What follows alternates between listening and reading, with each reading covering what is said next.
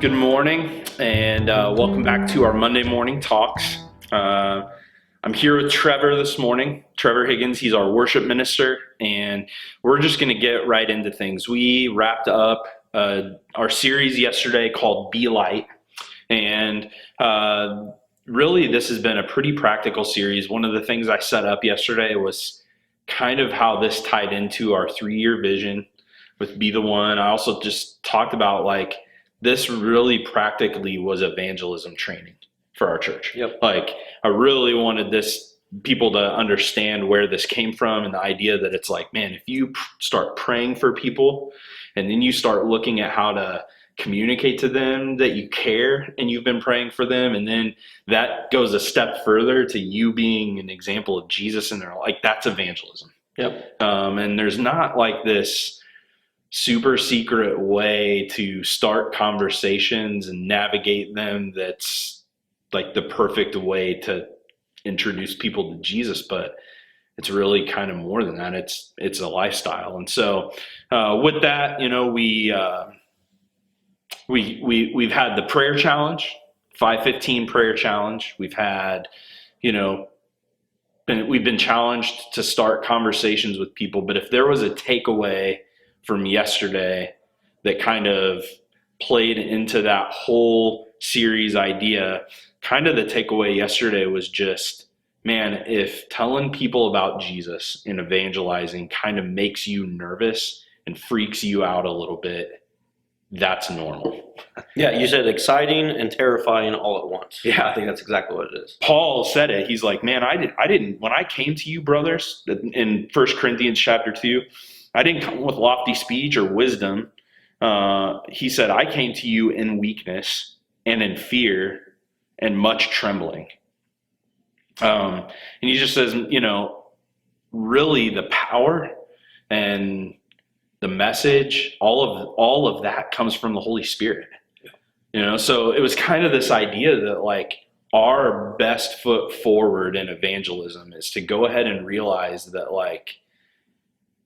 our best evangelism is when the Holy Spirit is working through us. Yeah, but as you and I talked about, we're creatures of control.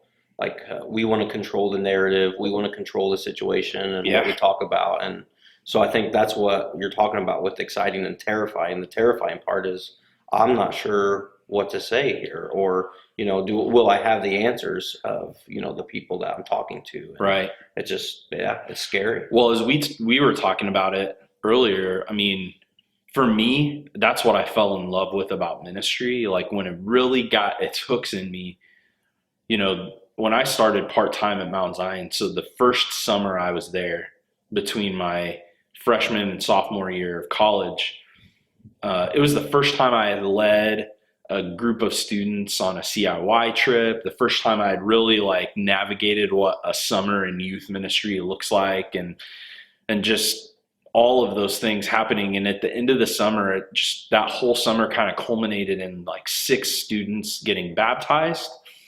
And I remember I went back to school and I moved in a couple of days early, and I ran into my dorm dad. He was kind of a mentor for me, and he became our campus minister. And I remember he and I were standing out in the parking lot between the cafe and the warehouse, and we're talking, and he just said, man, how was your summer and ministry and everything? And I just told him, gosh, it was the most terrifying thing that I've ever done, and I can't wait to do it again.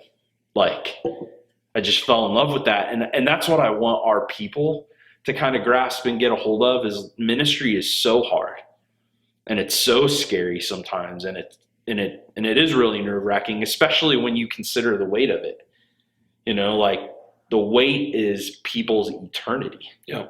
Rides on this stuff. Yeah. That's what you and I talked about whenever I was a student minister. I remember because we were having kids baptized, but I remember just talking to you and going, man, I'm just feeling the weight, of their return. I don't want to say the wrong thing. I don't want to be the one that, they're like, oh, I don't agree with that, and then drives them away from the church. I want to make sure I'm doing everything that I can, but then as you reminded me, I'm like, man, it's not your work. It's God's work. We're just here doing that.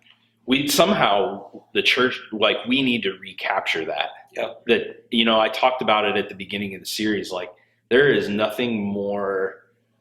higher calling or a more noble career than full-time ministry. There's so much like reward in it, but at the same time, there is so much just responsibility and weight to it, like and I like I told you, and I mentioned it in the sermon yesterday, like, I haven't been able to kick this routine I have now, and I didn't want it to become a routine, but I've always been freaked out by the responsibility of getting up in front of a congregation and preaching the word, because there's just so much. And so there's that. And then there was another level of it here. I remember going, gosh, like, some sermons from this very stage I'm standing on just were so influential. And now I'm going to do this. I remember friends and even like mentors telling me when I transitioned into our lead role, you got to get over this getting up at 3 a.m. on Sunday morning thing. Because, like, that is not going to be sustainable. And, like, here we are now 7 years into that almost. And yeah, like, still every Sunday. And every Sunday I go home and I'll eat lunch, and at some point, hopefully find the couch, and really, truly, just the thought is like, man, that was one of the most exhausting, scariest days ever, and I can't wait to do it again. Yeah. Yeah, and I think it's the same with worship too. Like, when you're sitting a couple weeks out and you're praying over service, and you're like, man, I want that worship experience to be just an amazing experience for our congregation. And so you get there that Sunday morning and you're amped and ready to go, and you get through that service, and then it's almost like your shoulders drop, and it's a deep breath. Like, I just experienced something really strong, really powerful, and it took a lot out of me. So I'm the same way. Like, I get home and Jerry can tell sometimes, like, you just need to go. Yeah. Lay down. No, like, I don't even know what to compare it to, but it's like an adrenaline rush kind of is what happens to me every Sunday morning. And I can't sleep anymore. It's almost like, what I would maybe liken it to is just like, maybe before like an athletic event or something, where you just try to get yourself so hyped up and so like in a frenzy for what you're about to do. And then they say that, like, for some guys, they need to get a few plays into the game before they start to settle down and get in, because you're just so worked up. And I feel that way on Sunday mornings. Like, sometimes I love that we have 2 services, because, like, I need to get into a service a little bit before I kind of settle in and okay, here we go. But yeah, I compare it a lot crazy to playoff football. Yeah. Being the head football coach for a playoff game, and man, you can't sleep. Like, it's all you can think about, and you go through that, and your adrenaline's up and rushing, and then when it's over, it's almost identical, really, feeling wise. Yeah, and I hope that people take that away, and that for our church in particular, like, that's why we're doing this, is really to kind of take that conversation a little further. I just really want our people to, gosh, our mission is so important. Yeah. It's so valuable what we're doing, and like, we can't just not go. Right. As part of our Be the One, like, we can't not tell people about Jesus and still be the light of the world. Right. So. Yep. So if we go into your sermon, I mean, one practical way that you had, which is, probably the easiest, is just to show up. I love that. I love that point that we kind of make it to where it's probably a lot harder, for us. We make it harder, and just showing up especially when people, or you said we're going through tragedies and stuff, like, that's the biggest step, is when you get that inkling, like, man, should I go talk to this person? Should I be there? Like the answer should always almost be yes. Yeah. I should go. Yeah. Maybe I shouldn't talk, but I should go, and show up. That's the hardest thing I think to figure out. Like you would have some perspective on this even like as I talk about it, but I think when you start to realize, okay, now I'm on staff at a church and I'm in ministry, sometimes it's just such a different environment. And it's what I love about it, but it's like I can't just be in an office Yeah. for 8 hours a day, 5 days a week, like I can another job. Like in some ways, you almost have to look for, that was the predecessor to that point of showing up, that opportunity is everything. Yep. It was kind of the statement I made with evangelism. And you're not going to see a lot of opportunities sitting in an office by yourself. And that's where we kind of got to break out of this.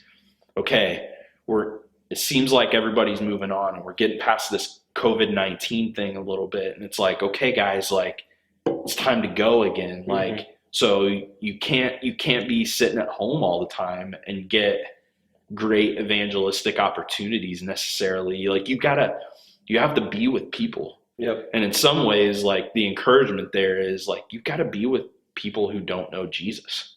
Right. If you want to tell people about Jesus, right, who don't know him. And so, but the showing up thing, it's hard too. It's probably 80% of the battle, I think. The other 20% is what to say when you do, but like 80% is just showing up and going, man, I don't know what I'm showing up to all the time. Right. Like kind of like I said with ministry, and we experience that some is just, you're with people through some of the hardest things that they will ever, you're with people as they're experiencing loss and grief and tragedy, or, losing their job, or just not knowing what's next, and kind of all those unknowns. And it's like, I don't know what I'm walking into. Yeah. I don't know what that's going to be like, but I can't not show up for people. And in our small group, I think you can go through the whole Bible and you find instances of that, but we're going through the book of Acts, which is really cool. It's been really great for your sermon series as well. But yesterday we talked about Philip and the Ethiopian eunuch and how he was just told by God, like, hey, go down south. Yeah. And that was basically it. Like, I don't know what you're doing, and so I think we read some of these stories. We don't ever think about their feelings or how they felt in the moment. We just, oh, that's a cool story. Yeah. But I'm sure he was scared. Where am I going? Who am I talking to? What am I talking about? And I mean, it was just as simple for him to kind of explain a passage of scripture and how that related to Jesus. And he ended up stopping at a lake and baptizing the eunuch, because he showed up and just explained what he knew, what God was speaking through him. Yeah. So what a powerful story that was to add to your all sermon. Of Acts has kind of that commentary to it, because that's Paul too. He talks about it here in Corinthians, but Acts really, we get this picture of just, Paul just keeps going places and showing up, and even when it's like, hey, they remember the last time you were there, like the only reason you left is because they were throwing rocks at you. Yep. Like they wanted to kill you, so you had to leave, but now you want to go back. Right. Right. But he was just that insane about telling people about Jesus and being light, that it was just, he couldn't not show up. Yep. So I think just getting to that place of what I would love to see happen, and that it's a huge culture change. But the church for so long, I think, has always thought, well, that's the minister's job, that's the staff's job. Like, but man, what I think is really cool is when a church starts showing up. Yep. And I see that all the time. Like if I were gonna, pat our church on the back a little bit, I would just say, we've got so many people that just show up for people in their small groups, for, their neighbors, or for people that they care about and know. Like, so there are needs that get met and people showing up in people's lives every week that I don't even know about. And sometimes I just have to remind myself, like, I don't have to know Right. everything Right. that's going on with everybody. If I do, it's probably unhealthy. Like, we're probably not growing Yep. if it's got to depend on me or our staff. So it's just really cool to see our people embrace that idea of showing up and telling people about Jesus. So Yep. I agree. If you don't mind, let's talk about something that you said yesterday. I think maybe some people might take the wrong way, which probably happens a lot in a sermon. You only have so much time, but yeah.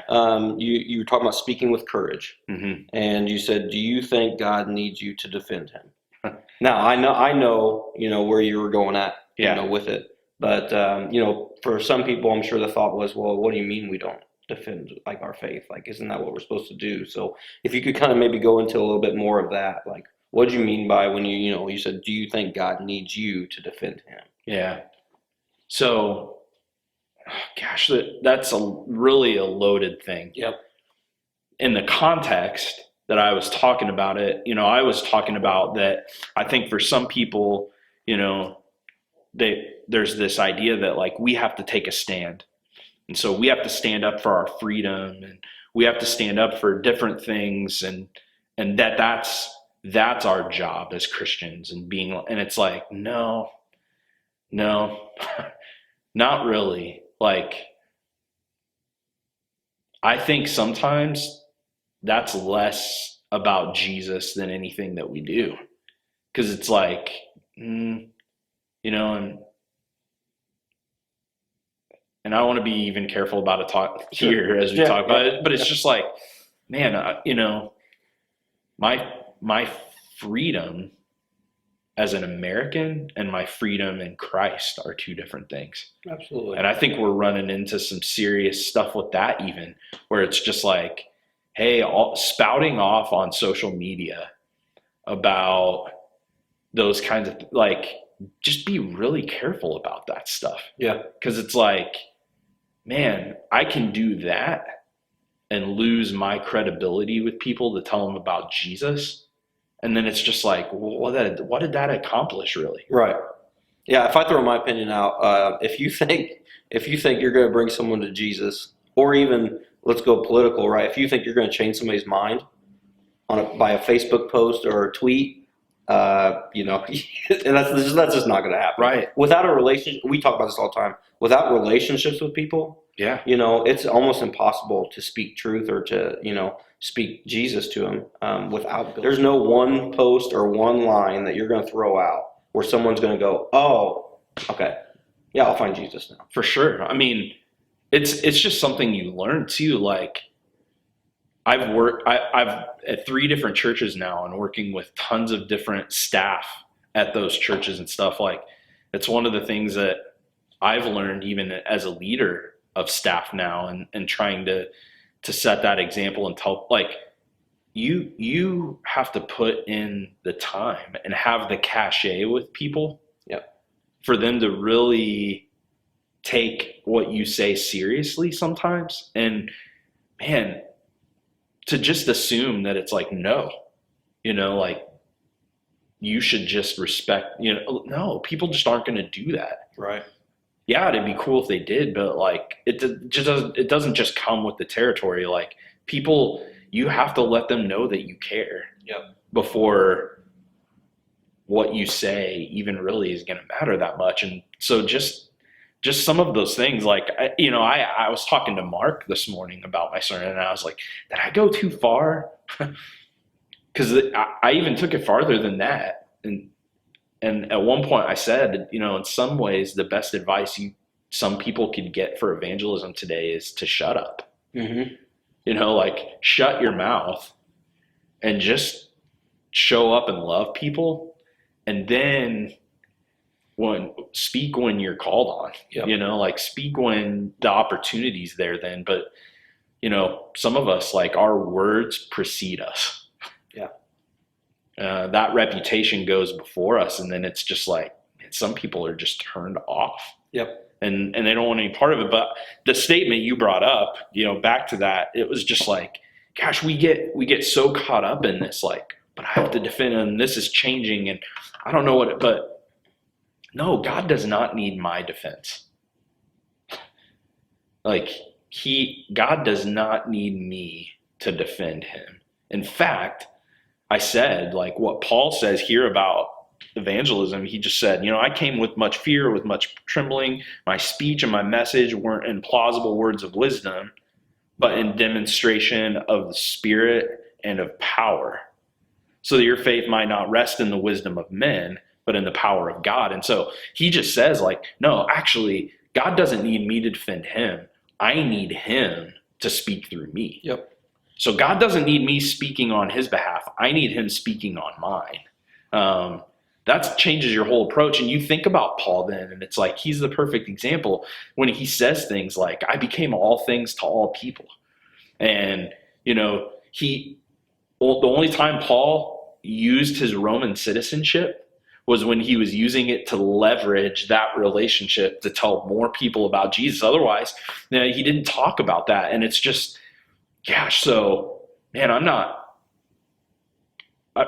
think what Paul shows us there, and what I was trying to get at, like, when it says, like, you carry your cross, when you die to yourself, like, I died to all my previous agendas. And so I'm not bringing in another agenda to this evangelism thing. That is my agenda now. Paul, he talks about running the race to win the prize and all those things. Like, he's not talking about what we turn that into. In context, his race was telling people. That's why he existed on this earth. Tell people about Jesus until I can't anymore. Right. And then I get to be with him. Yep. But as long as I'm here, it's all about pointing to there. And so, man, that's the agenda. And if anything else that doesn't fit into that agenda, don't need it. Right. Don't care about it. It's not the hill to die on. Yeah. But man, there are a lot of people right now dying on a lot of hills. Yes, there are. Because of a lot of things that are going on politically and otherwise. Like, I'm not dying on the gas prices hill. Right. Sure, they're high right now. As things go, they'll probably come back down eventually. Like, I talk about that sometimes in an uncomfortable way for people, but, like, I don't care about money that much. Right. Like, God has provided when I didn't have any, and so he'll provide when I have too. And I don't want to be too tied to that, too worried about that. Like, there's an ebb and flow to it. And so I'm just trusting him. Right. And he'll provide what I'm doing. I'm here to do this. And so, man, if we can capture that mentality fully, and I'm not the best at that all the time, but gosh, if we can capture that and go, this is why we're here. Right. We're here to be light, and everything we do should be about that. Yeah. No, I agree with that. And also, I think too, though, we're not saying that it's not important in a way, like, if there's a struggling family, I mean, something like gas prices is very important. But that's where we come in as a church. That's where we're able to show up and help. And so instead of arguing about that, let's find ways to just love on people. Yeah. Through their situations, and in doing so, hopefully leading them to Christ in that way. Mm-hmm. Yeah. And then I think the last thing for me is you said the best practice of evangelism is at home. Yeah. And you kind of said a statement. It's, again, one of those that's like, and you said, for kids as a parent, you don't drop kids off at church on Wednesday nights. You come to church on Wednesday nights. Yeah. You and I have had that conversation. I'm obviously football coach, right? I was a teacher, and so I see so many kids who are wrapped up in so much other stuff, and that by the time they graduate, they don't know who they are. Yeah. And so, we've kind of talked about how, as parents, like, and it's important to know that they're children of God first. Everything else is cool and fun and important, but man, if we're not ministering to our own kids at home or our own home, like, there's no way we're going to be able to evangelize out there either. So I thought that was a great point. If you Well, wanted to, you and I have talked about that. Like, we're like, so we'll just rock people's world right now. just do it. You're a football coach. Yep. We've had this conversation. You're not supposed to tell people this, probably. But the reality is, the likelihood of any of our students or any of our kids being professional athletes for the rest of their lives is like, it's just, the reality is it's not going to happen. Like, it's just not, because to do that nowadays, you literally have to be a physical freak. Yep. So unless you are like just physically different. Yep. Yep. Like, and then on top of that, you're going to have to work your tail off. Right. Like, that's just going to be real. But like, the fact that you're just going to outwork, no, like you're going to run into realizing that like, yeah, like hard work and outworking everybody got me to a certain level. And then I can't hang with these people who are just physically Bigger, genetically faster, different than I am. Yep. Like, there's a reason baseball players were juicing. Right. Right. You know, because it's just like, well, when you're physically different, there's another level. And it's like, so to put all of our eggs in that basket and just make that our livelihood with our kids as teenagers, like, man, I don't, what I guess what I'm the most, parenting like evangelism freaks me out. Yeah. And I think it's because it's the same thing. Like, all of a sudden, here are 5 lives now in my home that, like, I'm going to stand before God one day and speak for that. Yeah. Like, what did I do to help them be right with Jesus? Right. I'll be responsible for that. I'll be responsible for that with my wife. Yeah. With my kids. And so it's like, gosh, like, that's a bigger deal to me than, oh, did my kid graduate high school and have this really successful life on earth? Yep. Whatever that is. Like, no, that's not the end game, and it's not the goal. And so, yeah, what I was talking about in the sermon was just, I think there's this I come across as old school, I think, sometimes when I talk about it, that it's like, I don't understand the conversation. And that was what I said in the sermon. I don't understand this. Well, my kids, he just doesn't want to go to church, so I'm not going to make him. Yeah. Like, I don't understand that conversation because I've never had it with my kids. Right. You know, 2 of my girls are preteens, right on the verge of teenager now. So you might be getting there, and with those conversations. Maybe, and that's what I'm saying. Maybe I just haven't gotten there. But man, I've never had to have that conversation with them. And that's why I was saying, like, it's just not a question in our house. It's an expectation. Whether or not we're going to church, whether or not they're going to student ministry. And I don't even know that we communicate it as an expectation so much. Yeah. Because, and that was the point I was trying to make, because I don't take them and drop them off. Yeah. Or I don't send them to I bring them to church. Right. I bring my kids to church, and that's evangelism. If you're going to invite somebody to church, if you're going to tell somebody about Jesus, bring them into a relationship with Jesus. Don't send them into one. Right. Don't tell them to go into a relationship with Jesus. Walk them into it. And like, that's what we do as parents. Like, we should be, and so I don't want that to be the model that my kids see, is that I want you to go and be involved in all these things at church while you're a kid. And then when you're an adult like me, you can sleep in, or you can stay home and not, no, like, I'm in this, and it's as important that I'm in it as it is that you're in it. So let's do this. This is what we do. Yep. I think we can, if more people would just focus on that with their family, there would be more evangelism taking place in the church than there is right now. So.